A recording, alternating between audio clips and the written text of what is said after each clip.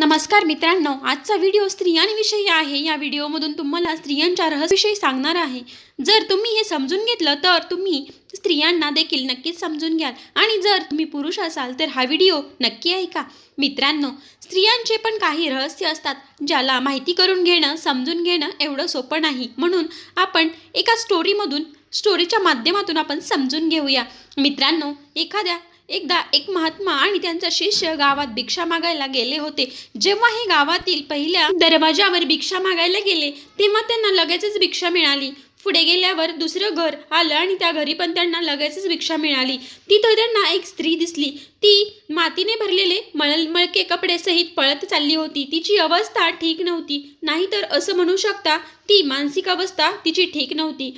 त्या स्त्रीला त्या गावातील कुत्रे पण भुंकत होते आणि ती स्त्री किंचाळत पळत होती। ती पळत असताना पडत होती आणि पडत पडली तरी परत उठत होती। ती पळायची। तिच्यासोबत तिचा 4 वर्षाचा मुलगा पण होता। तो तिच्या पाठीमागे आई आई म्हणून करत पळत होता। जेव्हा महात्मांनी त्या स्त्रीला पाहिलं तेव्हा त्यांना फार दुःख झालं। गावातील लोक तिला दगड मारून पळवून लावत होते। ते बोलत होते, ती स्त्री चरित्रहीन आहे, ही इथं कशाला आली, नाहीतर माझं घर आणि ही जमीन अपवित्र व्हायची। पण गावातील काही सज्जन व्यक्ती तिला खायला देत, काही लोक तिला चरित्रहीन वेडी म्हणून हाकलून देत होते। ती स्त्री तिचं आणि आपल्या बाळाचं पोट भरण्यासाठी एका गावावरून दुसऱ्या गावी आणि दुसऱ्या गावावरून तिसऱ्या गावी असं फिरत होती। रात्रीच्या वेळी काही दुष्ट लोक तिला कामवासनेचे शिकार बनवत होते। ज्याला जसं वाटेल तसं त्या स्त्रीला लुटत होते। तेव्हा त्या शिष्याने त्याच्या गुरुला विचारलं, या स्त्रीच्या या अवस्थेला जबाबदार कोण? शिष्य म्हणाला, गुरुवर्य, तुम्ही अंतर्यामी आहात, कृपया सांगा, स्त्रीची ही अवस्था कोणी केली? शिष्य नवीन होता, त्याला देश दुनियाच्या बाबतीत जास्त माहिती नव्हतं। तेव्हा गुरु म्हणाले, चल त्या झाडाखाली सावलीत बसू आणि तिथे तुला सगळं समजावून सांगतो। गुरु आणि शिष्य त्या झाडाच्या सावलीखाली आले आणि तिथं त्यांना पाहून गावातील लोक जमा झाले। ते लोक पण गुरूंना विनंती करू लागले, गुरुवर्य, कृपा करून ज्ञानाच्या गोष्टी आम्हाला पण सांगण्याचं कष्ट करा आणि तुमच्या ज्ञानाने आम्हाला जीवनात चांगल्या वाईट गोष्टी समजू देत। गुरुवर्य म्हणाले, तुम्ही सगळ्यांनी त्या स्त्रीला पाहिलंच असेल। तेव्हा सगळेच जण बोलले, हो गुरुदेव, आम्ही त्या वेड्या बाईला पाहिलंय, पण ती खूप चरित्रहीन स्त्री आहे, तिला अजिबात लाज नाही। गावातील लोक तरतरच तिच्याविषयी बोलत होते। ते गुरुदेव त्यांचं बोलणं खूप शांतपणे ऐकत होते आणि ते गुरुदेव म्हणतात, आज तुम्हाला सगळ्यांना स्त्रियांच्या रहस्याविषयी सांगणार आहे, तेव्हा सगळ्यांनी लक्ष देऊन ऐका आणि जे पुरुष इथं आले आहेत त्यांनी हे सगळं माझं बोलणं लक्ष देऊन ऐका। गुरु म्हणतात, सगळ्यात पहिलं म्हणजे स्त्रिया कधीही त्यांच्या मनातलं परपुरुषाला लगेच सांगत नाहीत। बौद्ध गुरु म्हणतात, इथं बसलेल्या काही पुरुषांची लग्न पण झाली असतील आणि सगळेजण तुमच्या बायको जवळ जाऊन गृहस्थ जीवन जगत असाल, पण तुम्ही कधी तुमच्या बायकोला समजावून घेण्याचा प्रयत्न केला का? तिला कशाची गरज आहे, तिच्या मनातील भावना काय आहेत? तिथे बसलेले सगळे पुरुष एकमेकांकडे पाहत होते। आपण हे समजून घेण्याचा प्रयत्न करत नाही, त्या स्त्रीला काय पाहिजे? पुरुष जो काही घरातलं काम करतो तो त्याच्या मर्जीनं करतो, त्याला वाटतं तो करतोय ते बरोबर आहे। ते कधी स्त्रीचं बोलणं ऐकणं किंवा समजून घेण्याचा कधी प्रयत्न करत नाही। अशा परिस्थितीत कोणताही पुरुष त्याच्या पत्नीला काही न विचारता त्याच्या मनाचं करतो। तर पत्नीला वाटतं एकतर ती तिचं घरदार सोडून, आई वडील सोडून त्याच्याजवळ आली आहे आणि हा असा आहे की मला कधी समजून घेण्याचा प्रयत्न देखील करत नाही, माझं ऐकण्याचा कधी विचारच करत नाही। तुम्ही कधी तुमच्या आई वडिलांना सोडून दुसऱ्याच्या घरी राहू शकता का? गावातील लोक म्हणाले, नाही, अजिबात नाही। गुरु पुढे म्हणतात, जी स्त्री लग्नानंतर तिचं घरदार सोडून, आई वडील सोडून तुमच्या घरी राहायला आली आहे आणि तुम्ही तिच्या त्यागाचं महत्त्व समजत नसाल, तर तुम्ही तुमच्या वासनेची पूर्ती करणारी समजत असाल, याच्यात तुमचा विनाश निश्चित आहे। जास्त करून लोक तर त्यांना लग्न फक्त एवढ्यासाठीच करतात, त्यांच्या वासना पूर्ण करण्यासाठी। जगातील खरं आणि कटू सत्य आहे मित्रांनो, कारण त्यांच्यातील वासना त्या स्त्रीकडून पूर्ण होते। आता कोणत्या पुरुषाला समजू दे, त्याचं लग्न ज्या स्त्रीबरोबर होणार आहे, ती स्त्री बाहेरून ती स्त्री सारखी दिसते, पण आतून ती स्त्री नाही, तर कोणी तिच्याबरोबर लग्न पण करणार नाही, तो तयारच होणार नाही। कारण त्याला माहिती असतं त्याची कामवासना त्या स्त्रीकडून पूर्ण होणार नाही. स्त्री तर आतून खूप घाबरून आणि सहनशील असते. जर प्रेमाने तुम्ही त्यांच्या जवळ बसला नाही, त्यांचं बोलणं समजण्याचा प्रयत्न केला नाही, तर त्यांच्या मनातलं ते तुम्हाला कसं सांगणार? पुरुषाला वाटतं स्त्रीनं फक्त त्यांचंच ऐकलं पाहिजे. पुरुष तिचं बोलणं ऐकण्यासाठी कधीच तयार नसतो. तर आता विचार करा, अशामध्ये तिला काय वाटत असेल? एकतर तिचं घरदार सोडून तुमच्या घरी राहायला येते आणि तुम्ही तिचं ऐकण्याचा प्रयत्न करत नाही, कारण तुम्ही तिला तुमच्या वासनेची पूर्तीसाठी लग्न केलंय. जर जगातील प्रत्येक पुरुष पत्नीचं ऐकलं किंवा तिच्या मनातलं गोष्ट लक्ष देऊन ऐकलं किंवा समजून घेतलं, तिला बोलायला चान्स दिला, तर स्त्रीच्या मनात गोष्टी शेअर करते. लोक म्हणतात स्त्रियांना समजणं खूप कठीण आहे. काहीच अवघड नाही. फक्त शांत बसा, तिचं बोलणं लक्ष देऊन ऐका, ती काय म्हणते ते ऐका. 10 ते 15 मिनटं किंवा अर्धा तास ती बकवास करेल, पण ह्याच बकवासमध्ये तिच्या मनातील सगळ्या गोष्टी तिथंच बाहेर येतील. तिचं मन हलकं होईल. स्त्रिया सर्वांना तिच्या मनातील सांगत बसत नाहीत, पण ज्याला ती आपलं समजते तिलाच त्याच व्यक्तीला त्या मनातल्या गोष्टी सांगतात. आणि जर आता तुम्हाला विचारलं तुमच्या जवळचं कोण आहे, तर हे नक्कीच उत्तर असेल, जो आपल्याला समजून घेतो, तोच आपलं बोलणं ऐकून घेतो, तो स्त्रीला आपल्या जवळचा वाटतो. तर तिला समजून घेणारा, तिच्यावर प्रेम करणारा, त्यालाच ती तिच्या मनातल्या गोष्टी सांगते. तर एखाद्या स्त्रीला समजून घ्यायचं असेल तर तिच्यासोबत काही वेळ शांततेत घालवा. तिच्यासाठी आपलेपणाची जाणीव करून द्या. तिच्यासोबत प्रेमाने वागा. तेव्हा गुरुदेव म्हणतात, त्या स्त्रीला जाताना पाहिलं त्याचं जबाबदार कोण आहे? तिच्या घरचे आणि हा समाज आहे. गुरुदेव म्हणाले, स्त्री शांतीनं जगू शकत नाही, त्याचं कारण तिला पिंजऱ्यात कैद करून ठेवतात. तेव्हा लोक म्हणाले, पिंजऱ्यात कैद करणं याचा अर्थ काय? तेव्हा गुरुदेव म्हणाले, समोर तुम्हाला एक घर दिसतंय ना, त्या घराच्या बाहेरच्या दरवाजावर जर मी लिहिलं, हा दरवाजा उघडू नका, तर लोकांची इच्छा वाढणार की असं काय आहे त्या दरवाजाच्या आतमध्ये. त्यांची नजरे सारखी त्या दरवाजावर जातील आणि असं वाटेल, असं काय आहे तिथं की यावर लिहिलंय हे वाचून प्रत्येक जण त्या खोलीत जायची इच्छा ठेवेल. पण त्याच प्रकारे आपण एखादी स्त्री नजर बंद करून ठेवतो, घराच्या बाहेर जाऊ देत नसेल, मग ती तरुण मुलगी असो किंवा ती स्त्री असे ना, तिचं स्वातंत्र्य तिला नाही दिलं, तर ती त्या घरामधून तेवढंच पळून जाण्याचा प्रयत्न करेल. तिची उत्सुकता वाढेल, बाहेरील समाज कसा चाललाय.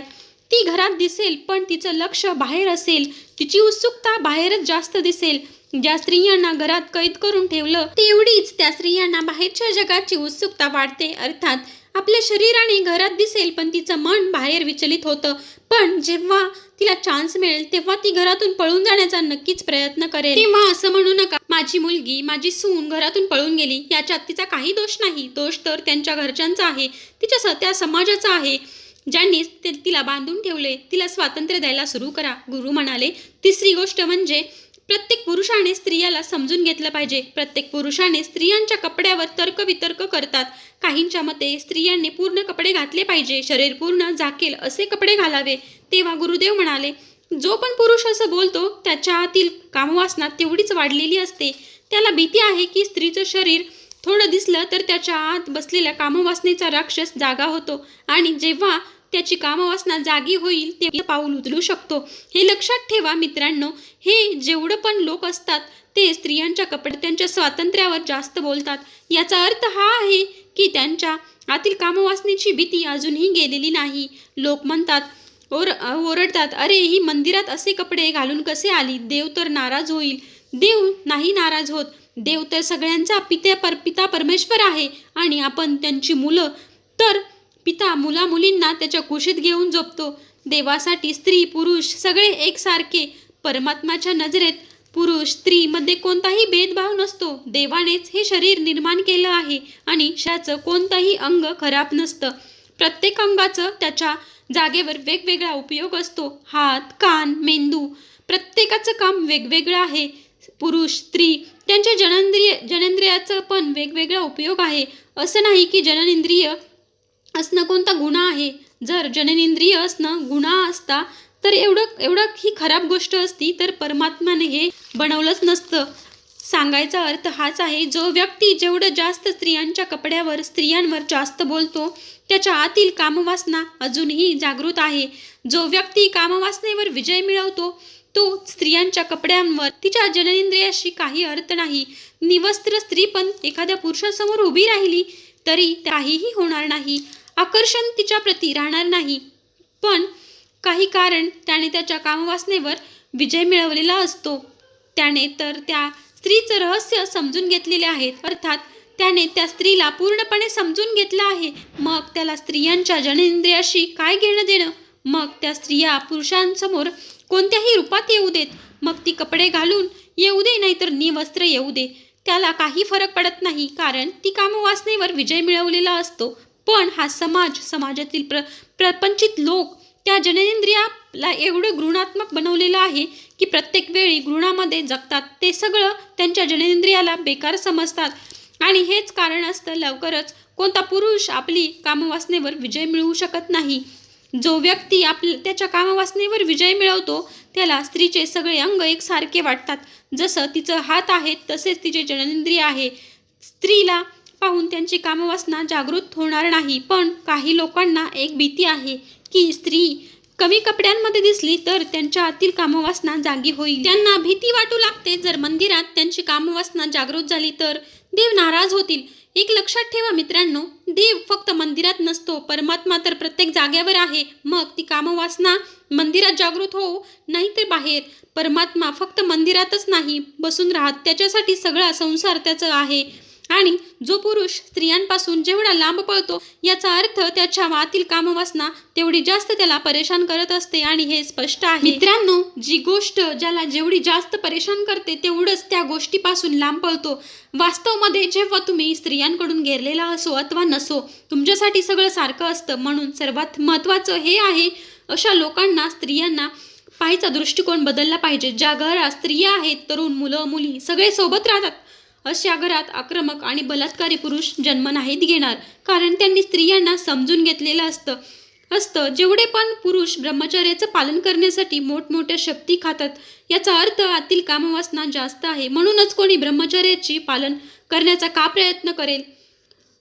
ब्रह्मचर्याचं पालन करायचं असेल तर स्त्रियांना जाणून घेतलं पाहिजे, समजून घेतलं पाहिजे. स्त्रियांपासून दूर राहून शपथी घेऊन ब्रह्मचर्याचं पालन होत नाही. जेवढं जास्त शपथ घ्याल तेवढे जास्त कामवासना जागृत होईल, कारण त्याची इच्छा पूर्ण झालेली नसते. फक्त तो स्त्रियांपासून लांब पळत असतो. पण त्याच्यासाठी स्त्रियांना समजून घेणं खूप महत्त्वाचं आहे. असा पुरुष कधीच कामवासनेवर विजय मिळवू शकत नाही. तो तरफडतो त्याच्या जीवनात कामवासनेच्या पूर्तीसाठी. भलेही तो म्हणतो ब्रह्मचर्याचं पालन करतो, पण आतून त्याची वासना वाढत असते. पण लक्षात ठेवा, जेवढी कामवासना तुम्ही मनात दाबून ठेवाल तेवढीच ती तुम्ही कामवासनेच्या फेऱ्यात अडकत जाल. ब्रह्मचर्याचं पालन करण्यासाठी सर्वात आधी स्त्रियांना समजून घेणं महत्त्वाचं आहे. जेव्हा असं कराल तेव्हा तुम्हाला समजेल की ब्रह्मचर्य म्हणजे काय, आणि जेव्हा हे समजेल तेव्हाच तुम्ही तुमच्या कामवासना नियंत्रित करू शकाल. नाहीतर स्त्रीने पूर्ण कपडे घातले किंवा तिचं शरीर झाकलं असलं तरी तुमची कामवासना नियंत्रणात येणार नाही.